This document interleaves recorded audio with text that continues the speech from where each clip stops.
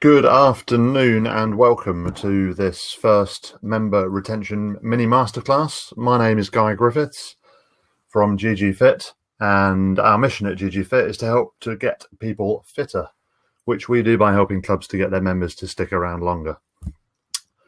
The aim of these mini masterclasses is pretty much the same, but short, punchy, 10-minute sessions, fast, focused sessions to achieve three things really. First, to make you think, or to help you think about ways of getting your members to stick around longer, to give you some measures that you can use in your clubs, and to show you ways of improving your member retention. So it's currently the start of February. Most clubs have had their busiest month ever. I hope you have too. The question now is, what happens next? So we're going to run through, in this first seminar, we're going to run through the arrival, or how to engage better with your joiners. So we're going to spend 10 minutes today focusing on new member communications. But just to follow up, next week, we're talking more about inductions and how to sell more new member inductions. After that, we're going to talk about 7-day calls, why they're so important and why they often don't happen. And then finally, graduation in terms of how many new members make it to the end of month one. I think a lot of people are watching on Crowdcast directly, but if you are on Facebook, that's fine. If you want to register and interact with comments and come back and review the sessions at any point in time, then it's a good idea to register on Crowdcast. That's crowdcast.io/ggfit. But it's also fine to like and follow us and keep up with these on facebook.com/ggfit. We're running these throughout February, every Monday at 2 p.m. So without further ado, we want to talk about how to engage better with your new members, specifically focusing around new member communications. New member communications are very important. We send out a lot of new member comms at GG Fit. Why? Firstly, to say thank you. A lot of clubs do think that they send thank you messages, but actually they will send we've got your direct debit details, and we're going to be taking your money for the next however many months. But actually a proper message that says thanks for joining, thank you for your business, is very important to send out. A second reason is to remind the new member, particularly someone who's brand new to fitness and exercise, whose head might have been in a bit of a spin when they joined, to remind them of all the services and all the great stuff that you do, how to book for a class, for example, when their induction is, what to wear when they come for their induction. All these kind of things are really important, really valuable to the new member. And finally, and most importantly from our point of view, it's to get the member into the habit of receiving communications. This is the first email they've received from your club. It needs to be a good one. So we want them to be in the habit of opening it. If there are some links to click, we want to get them in the habit of clicking on those links as well. So there's three reasons why these new member communications, particularly the first email probably that you send out to your new members, are important. To say thank you, to remind them of the services, and to get them into the habit of receiving and reading your communications. So here's 100 members who've joined at our club last month.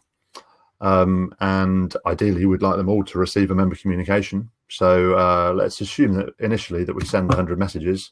The open rate, average open rate in the health and fitness industry is 18%.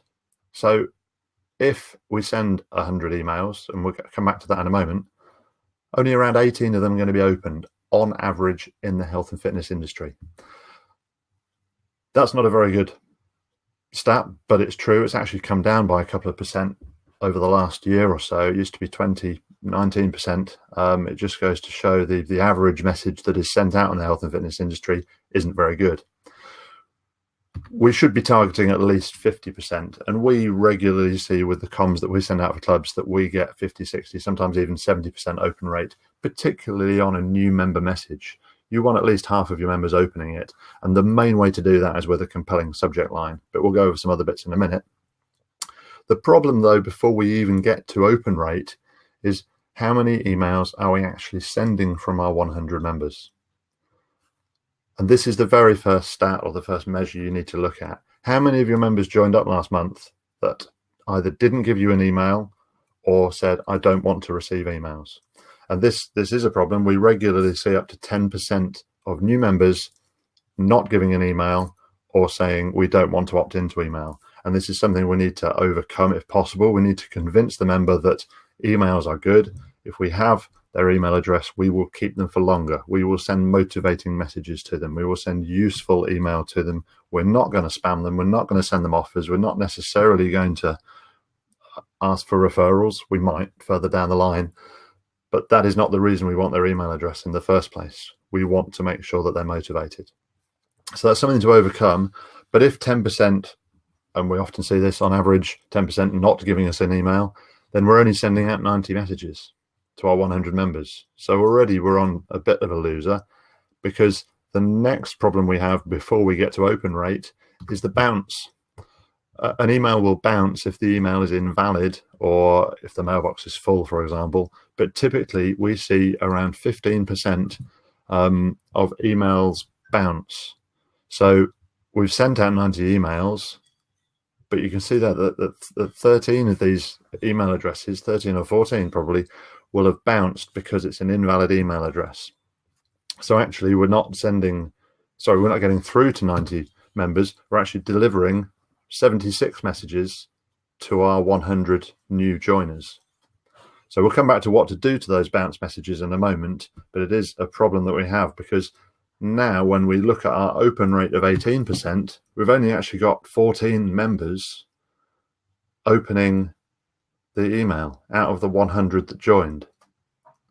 Of course, that's on the 18% open rate. If you are getting closer to 50%, which you should be able to do on this first message, it's better, but it's still 38 members out of 100 who joined. And if you then go on and look at something like click rate, of the 38 members, and we say the click rate in the health and fitness industry average is around 3%, according to MailChimp. So the average health and fitness industry email click rate, 3%. That's 3% of the 38 that were sent, because of the ones that were delivered and opened. If the message isn't opened, it's not going to be clicked on. So 3% is actually one member. One member clicked the link. Your target for a click rate should be much more like 25%. But even if you're hitting 25% click rate, which is really doing really well, we're only talking 10 members out of 100 who are clicking on a new message. Understanding these stats and measuring them is very important for the first communication you're sending out or trying to send out to your first 100 members, because it shows how many of them are engaged at this very early stage and how many of them you're going to be able to engage with going forwards. For example, sending out newsletters next month, or sending out a congratulation message at the end of month 1. Or if they were to become absent 2, 3, 4, 6, 12 months down the line, how are you going to get in touch with them? If you've got an incorrect email, then it's better to sort that out now. So just to sum this up and to tell you what you can track and ways to improve your retention by looking at the very first emails or messages that you're sending out to your new members, the things to track should be, in the very first place, email collation. Out of your 100 new members, or as a percentage of new members, how many did you collect an email for? So the target should absolutely be 100%.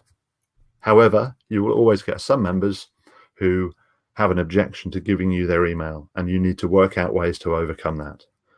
A hint here for you: telling them that you will send them some great offers is not a great way of overcoming those objections. Telling them about the motivating messages you're going to send, or asking them the kind of thing they would like to see in an email, will probably help to handle those objections. But record the objections you get and then log them and try and handle them.